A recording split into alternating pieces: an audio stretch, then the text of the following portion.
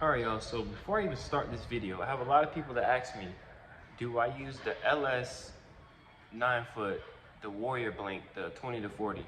I don't use that blink. I'm not saying that it's a bad blink, I just don't use that. I use the Bushido 3K 9-foot, 20 to 40. So here we go with this video. Alright y'all, so we literally just got to American. Woo, look at them things, y'all.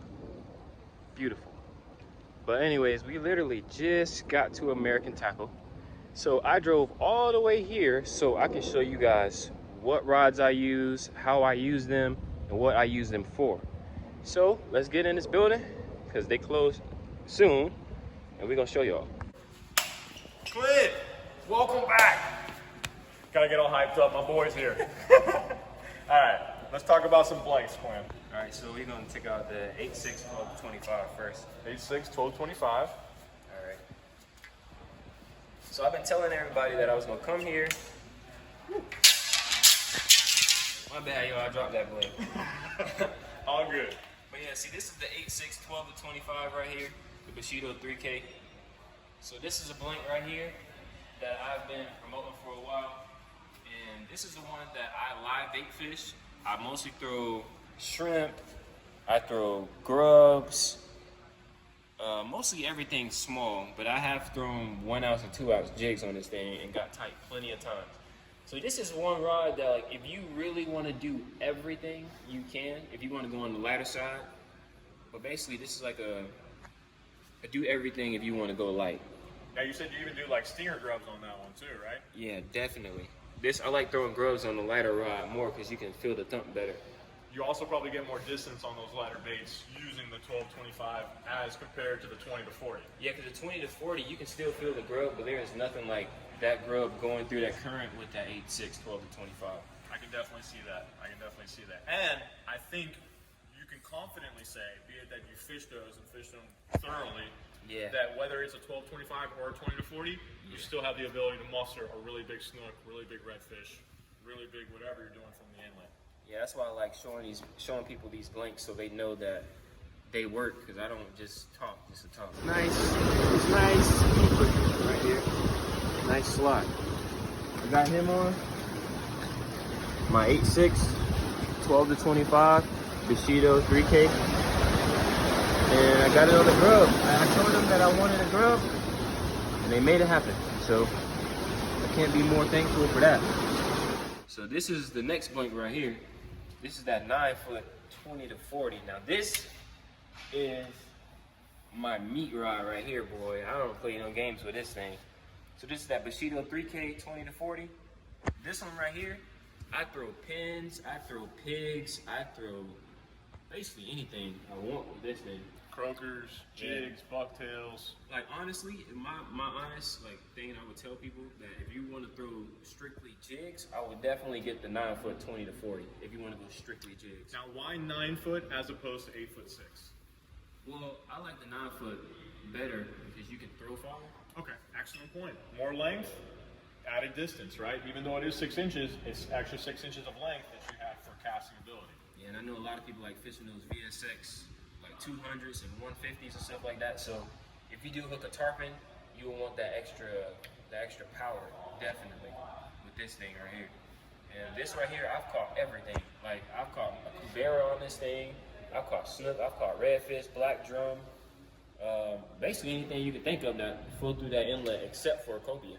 Man, Clint's got one up on me, man. You got a cubera on me, dude. Yeah, I gotta change that. Yeah, I got 5 of those things. I've got them, just never out of from shore. That's impressive. That's something I need to get off my bucket list. I've caught them offshore. Smaller ones, not big ones, but I need to change that one day with you. All right, y'all, so I just got this nice slot snook right here on the Bushido 9-foot 20 to 40. Using my own grub, y'all. My own grub I made out myself. Got the dinner fish right here. Got that nice snook right here, y'all. Haven't been out in a while, but hey, going home.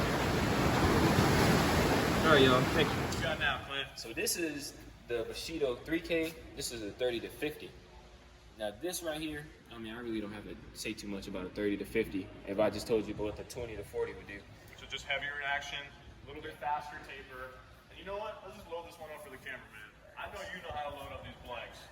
Alright, yo. So I'm just gonna hold on. Clint's a pretty strong dude. Clint's know how to fish. So I'm just gonna hold this right here and let Clint lift on it. Really put some power to it. There you go. Keep going, Clint. Gosh, come on, man. Oh, you got it. Oh my gosh. Woo! Yeah. So, if you guys are worried about durability, I mean, I don't think we've ever had an issue as far as breakage or tip snapping with these guys. Of course, you want to be very cautious with your stuff. If you throw a lure and it nicks the tip, it could compromise the blank. But you can see there's a 3K weave. That's the added strength to this blank. Now, if you go further down the blank towards the tip, you'll see the 3K weave eventually flags into a regular carbon material. Yep, that gives you the softer tip to provide that sensitivity and not so tight of a blank to get that casting, that more moderate, fast action towards the tip. And right here is where the carbon transitions. Yep, right there. And man, I don't own this blank, but I have the 20 to 40, and I am getting that VSX 200 gold, and I'm going tarpon fishing in the summer. And this is my strictly tarpon rod right here. This is gonna get the job done. My 20 to 40 can do it, but if I'm gonna put that 200 on a strictly tarpon rod, this is definitely the rod I want. And while tarpon fishing, you and I know you want to use the heaviest tackle possible. Those fish have a very high mortality rate if you fight them for too long on light tackle. Very difficult to release. They build up all that lactic acid in their body. Good to use the right tackle for the right fish. Big fish like that, you can land them faster with heavier gear. So definitely going in the right direction with that one. I told y'all, I was not kidding. So the next rod I want to talk about is, well, since they're on this side right here, the Nanofine Extreme. Now, you used those for grouper fishing last year, didn't you, man? Yeah, man. You know, actually, I went last weekend with one of our other pro staffers, and I was using the 20 to 30 for shallow water grouper. I know you went probably a little bit heavier with yours. I went to 30 to 50. So this is, I mean, this is a meat stick. I'm not even gonna lie. I mean, there isn't really I can talk about too much. I can talk about with this rod right here, because like this thing right here, whatever you hook is coming in. Appearances are deceiving. So yeah, this rod is. It's beautiful, I'm not gonna lie. Very thin in diameter, extremely light, all graphite, offshore blank. But what makes it unique, Clint, it's full load. So when you load up a blank, it has a transition point. That transition point will stop, and then you'll get the power from the rod. What makes this unique is that transition point, you think you got all the power out of it, but then it has another load. So it really does load full in the full blank. Here. Now put this one in your belt loop, Clint, because we're gonna high stick this one. Yeah, this rod right here is the one that my wife used when we just did the recent grouper video, and we used one rod that they had from their boat. I mean, those rods are extremely strong, but this one right here, she didn't really have to do too much work.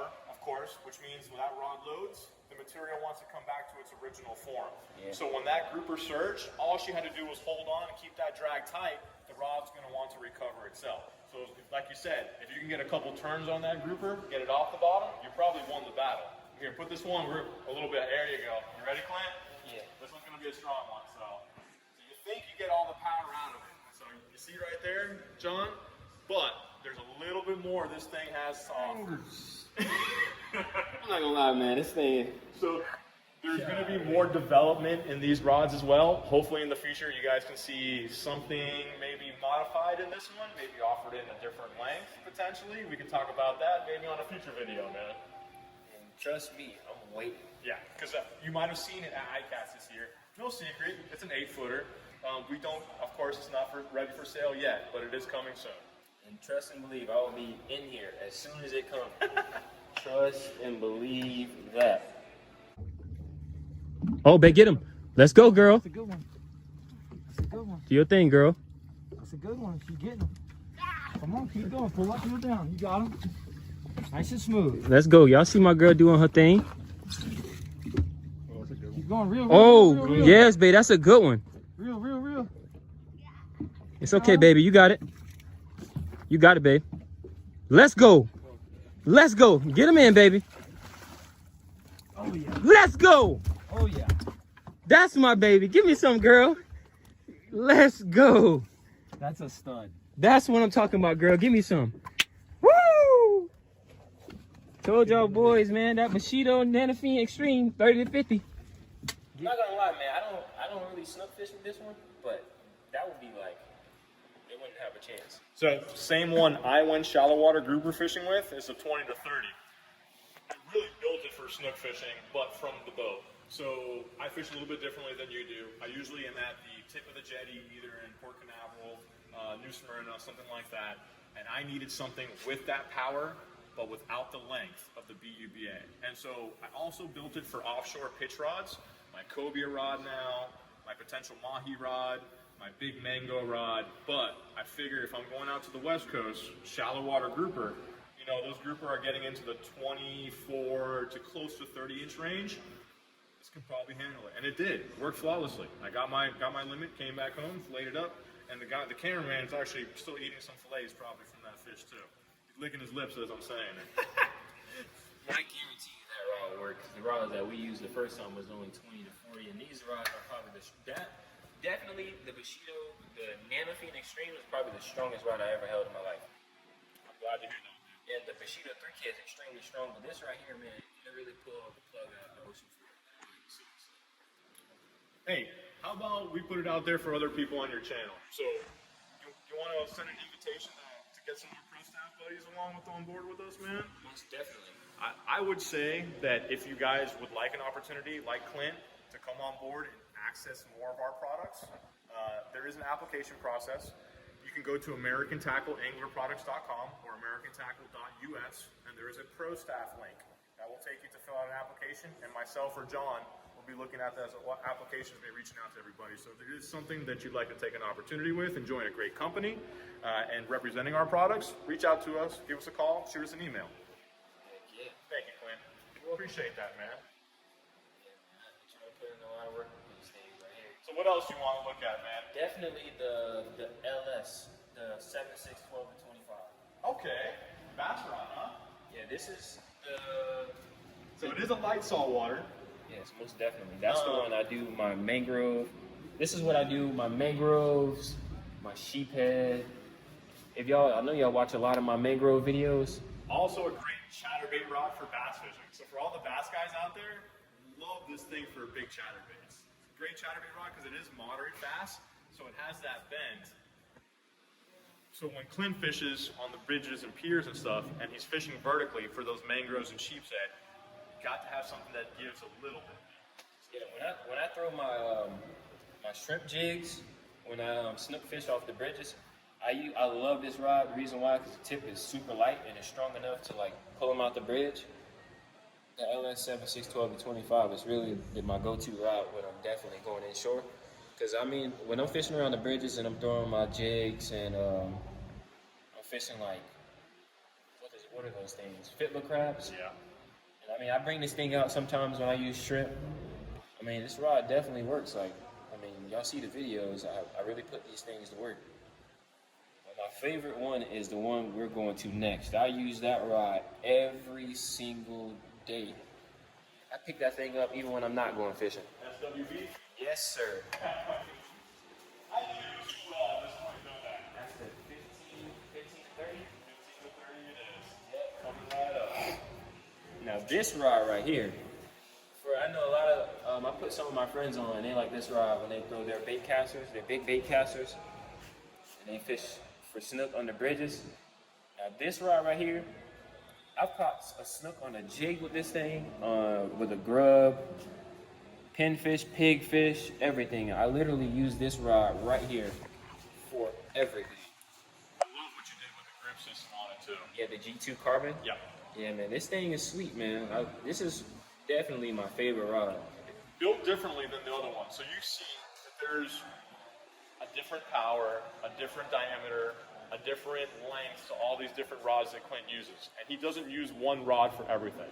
It's because sometimes one shoe won't work for everything, right? We need multiple outfits for different species, for different baits, different scenarios.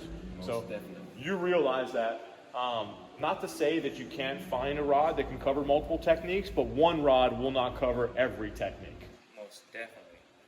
This rod right here for like the guys that like to fish the south side at the Sebastian Inlet, this 15 to 30 and that that LS7 612 to 25.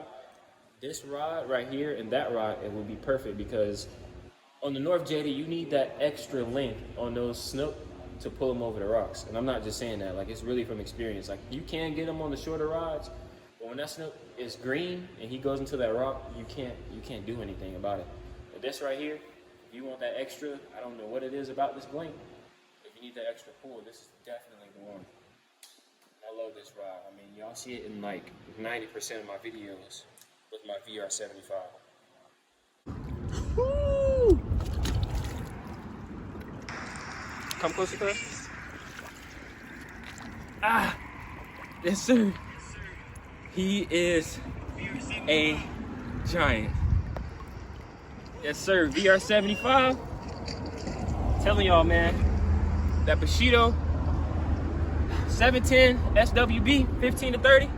That thing right there is gonna get the job done.